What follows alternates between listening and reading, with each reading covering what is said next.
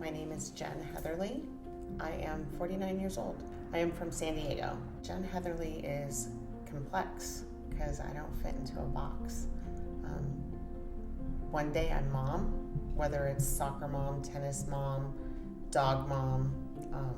I'm a wife, but most importantly, I fight metastatic breast cancer every day, and that's my number one job, is taking care of me and all the little things that fall in line with it, you know.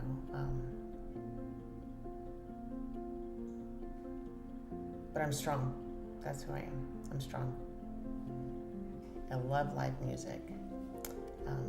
Just to feel the thump of the music in my chest, it just brings my soul alive, and I feel energy, right? So it's one of my most favorites. I love hiking in nature. I love the smell of fresh trees and clean air. I love the sound of a running creek. So hiking is one of my happy things. Riding bikes, love my dogs, love to watch my kids play sports, cheer them on. Those are my favorite things. My favorite part of life is being married to my best friend for almost 30 years, to have somebody who's stayed by my side during the hardest parts of life, who's celebrated all the good things with me, who is my strength when I kind of lose my mind a little bit sometimes when the days are tough. He's strong enough to let me release a little bit, you know, so I don't have to feel so strong every single day.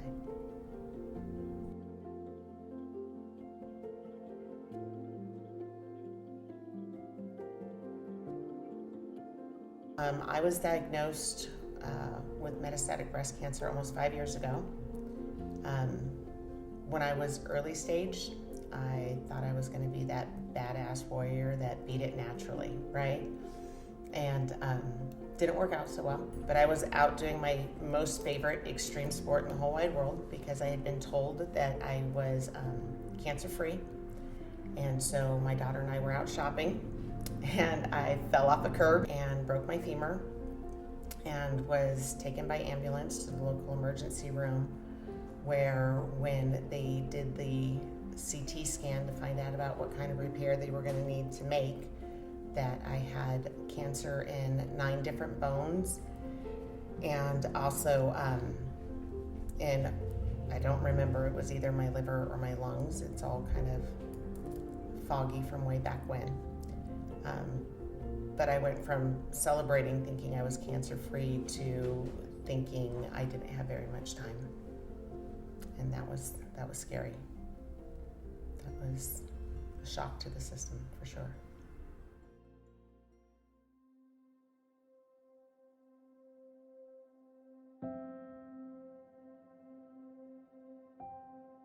When I was first diagnosed with metastatic breast cancer, I was angry. I'd become friends with my holistic doctor, and I know that when she touches the body, she knows things, right? Like, she can read the energy in the body. So I know that she can tell things in the body. So I know that she knew that the cancer was getting beyond something she could control, and she didn't tell me. So I felt hurt, and I felt deceived, and I was angry, and I was afraid, because I very much was not anybody that liked using Western medicine for treatment. I remember that when they gave me my first cancer medication in the hospital, I lost it in tears, just bawling, because it felt like I was going against the grain of who I was. And I had to learn to accept that this was how I was going to continue with my quality of life, that life was different, but what I had been doing wasn't working. And so I ran through the gamut of all the endocrine therapies, and blew through them, found out that I was resistant to hormone inhibitors, and that's probably why in 3 years I went through them all. And then I went on an oral chemo, and that lasted for almost 21 months, and now I'm on a clinical trial for another hormone inhibitor. So now I'm no longer afraid. I've been in places where I've either been stable or I've been no evidence of active disease. And so Now my focus is just on living to live instead of living to get to my end day.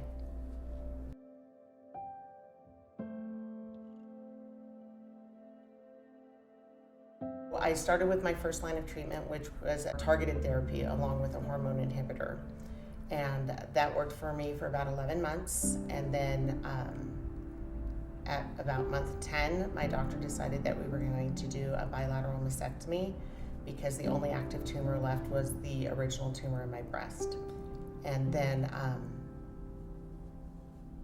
that was kind of rough because I was expecting to go in and reconstruct, and I'm kind of OCD in the fact that like I do things in pairs, right? Like if I buy 1 jar of peanut butter, I buy 2. If I buy 1 can of dog food, I buy 2. Everything's equal. I don't buy odd numbers. And so I was like, whatever you do on the right side where you remove the tumor, you've got to do to the left. Like I need balance.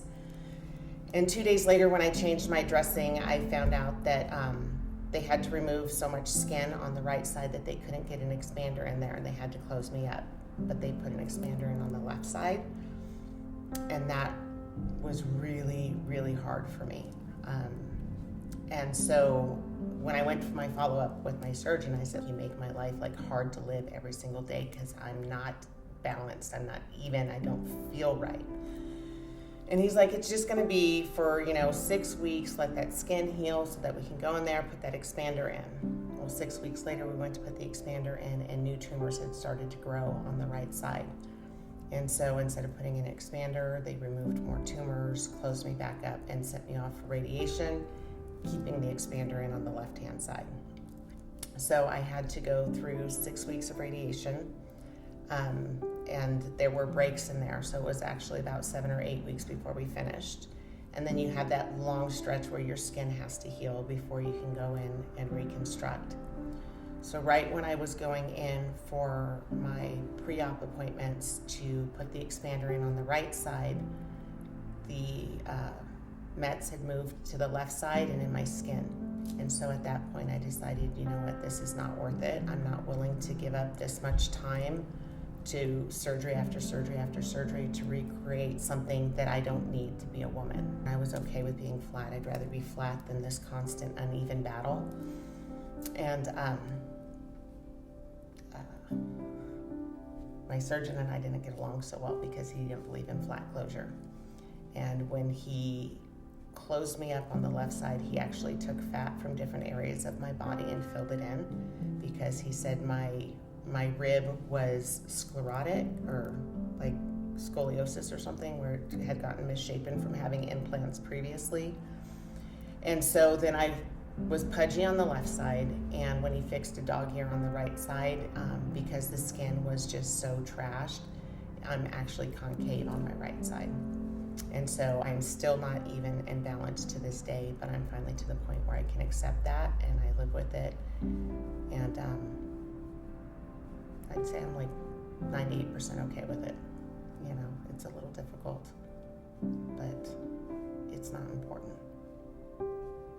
as far as being a woman. It's important for me to let other ladies know that, hey, find your team, a team that you have complete faith and trust in, that listens to you, because your voice and your concerns and how you feel is valid, so find a team that hears you.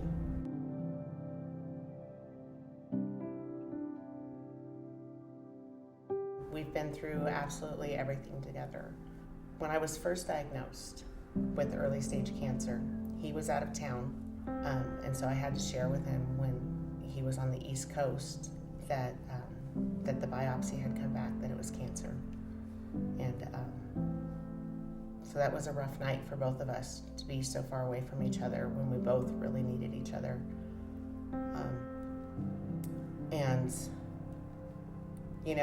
When I first decided I was going to fight this naturally, like he totally got it and he totally understood, because the first doctor I ever met was a surgeon, right? And the surgeon's like, okay, so we're gonna do reconstruction, but because you're type 1 diabetic, like we're gonna do one breast at a time and remove it, and then we'll remove the other breast, and then we'll go back and we'll, do the expanders and that are like all these like multiple surgeries. And then we're gonna throw really strong chemo at you because you're young.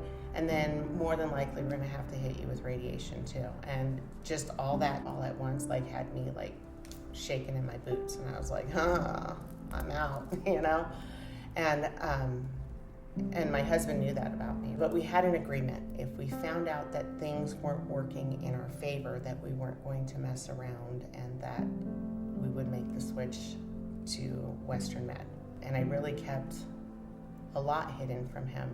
And that's why now I don't, right? Like I have to be upfront and honest because, you know, he forgave me for not being totally forthright with what was going on. He stood by my side, you know, and he's cried with me. He's helped me. He's been strong.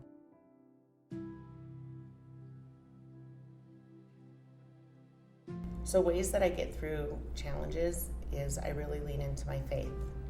And I truly feel like I was given the gift of faith from the Holy Spirit, and that I don't have to worry or be afraid. I have open and honest discussions with my husband and my children, and I think that not having to keep things inside into myself because I don't want to scare them or I don't want them upset helps me a lot to keep things open, because it would be, I think, more scary to feel like I was living alone in a house full of people. Some of the things that bring me joy are wind in my face, whether I'm riding my bike, on my roller skates, on the top of a mountain,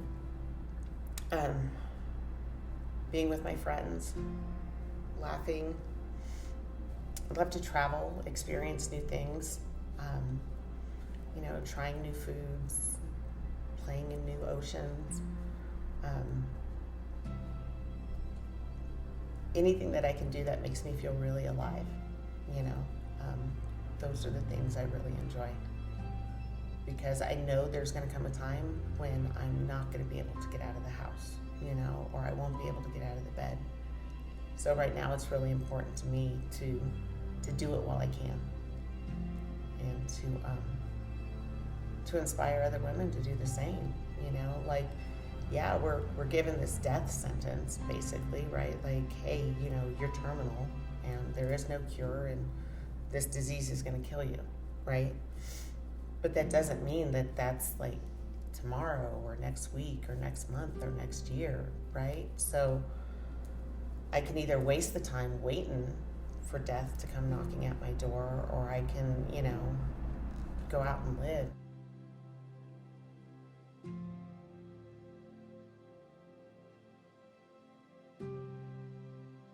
I turn to my husband mostly first, but I have an amazing community of women that I've met through Facebook, through different conferences, through events like this, just meeting women that really get you where you're at, you know, and women that you don't have to explain things to, like they just kind of know, like you're like, oh, I don't feel good today, and they're like, oh, I totally get that, you know, whatever the I don't feel good is, like I have a headache or I feel nauseous or I'm just tired, and they just get it.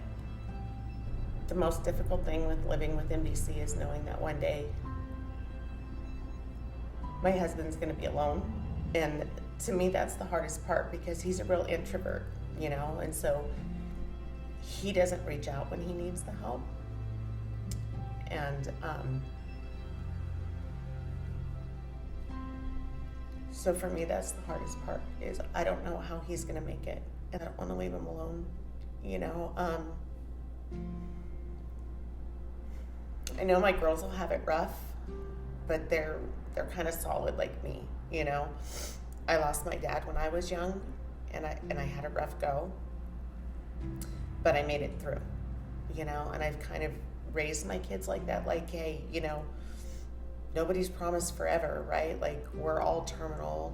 Nobody gets out of this game alive, you know. It's just, I'm gonna beat you there, you know. But it's not goodbye, I'll see you later, you know. And so I know they'll be sad in the moment, but I worry about Justin a lot.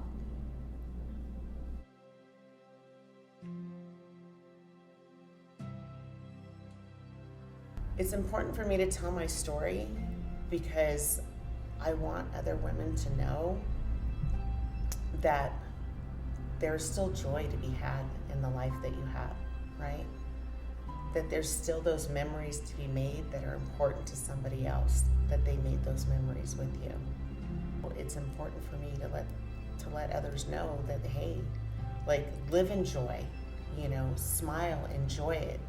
You have it, it's right there at your fingertips, and it's a choice, right? So make that choice and be happy, right? Because, it may not be the cancer that takes you. You could open the door and walk out and, get hit by the mailman, right? Like, you just don't know. I would tell other people to share your story because there's healing in sharing your story. It's not just for you, I share my story, it's for me, right? Because it helps me to maintain my strength. And if I've said that there's hope and there's joy, then I have to believe that there's hope and there's joy.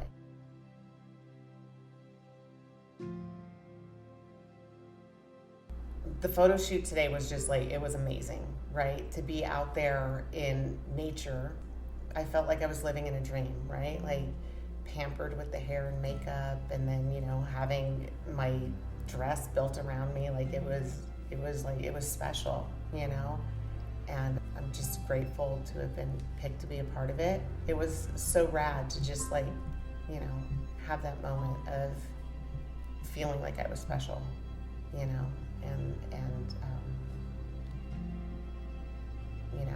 it's kind of weird because I'm not shy by any means, but it's kind of overwhelming and weird to have 5 people oh my gosh, you're so beautiful, and oh my gosh, you do so great.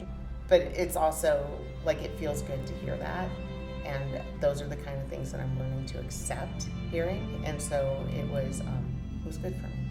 It was very empowering. Being in a house with 9 other patients, I don't think you could have picked a better group of women if you tried, right? You would think that coming in that there would be somebody that didn't click with somebody, that there would be a little bit of tension or some clickiness or something, and there's not. It's we all came here and we all just embraced one another, and it felt like we were sisters reunited, So it's really cool just to plop down on the couch and you just start a conversation, and then somebody else sits down and they become a part of the conversation.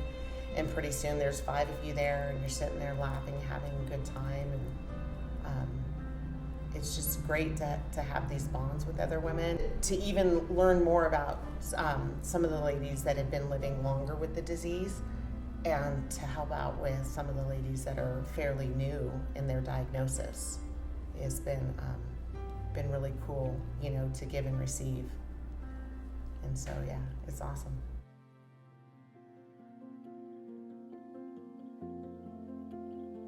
I can talk about what fearless means to me because it's a big part of who I am. Because I choose not to live in fear. Because life's too short, right? So I'm all about embracing it and moving forward and enjoying it. And when you're in fear, you're stuck, right? And I think